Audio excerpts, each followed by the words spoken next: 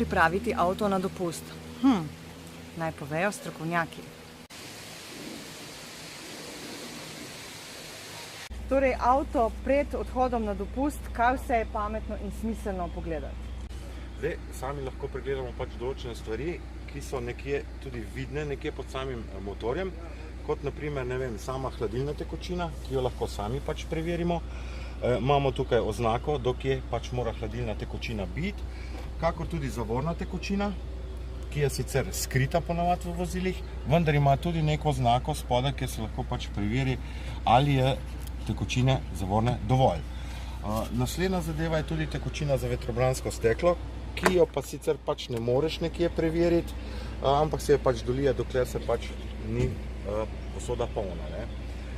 Pomembna stvar je pa seveda motorno olje, ki ga je potrebno pregledati. Zdaj, olje ima sicer na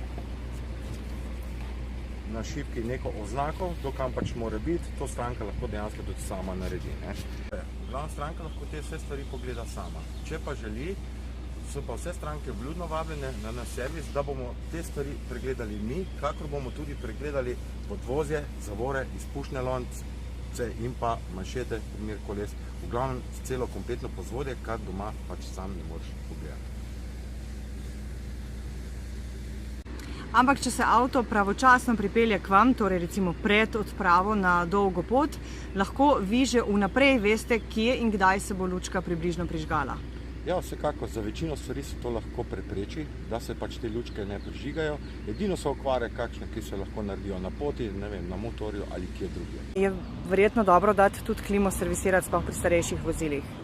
Ja, tudi to je res. Večina teh redno servisiranih vozil se klima pregleduje že med samim servisom.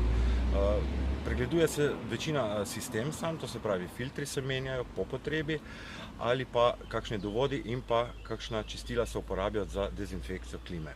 Zdaj, če pa klima ne deluje, je pa potreba pač narediti neko polnjenje in pač plin dopolniti. To pa vsekako stranka šele ugotovi takrat, ker pač klima dejansko neha delati.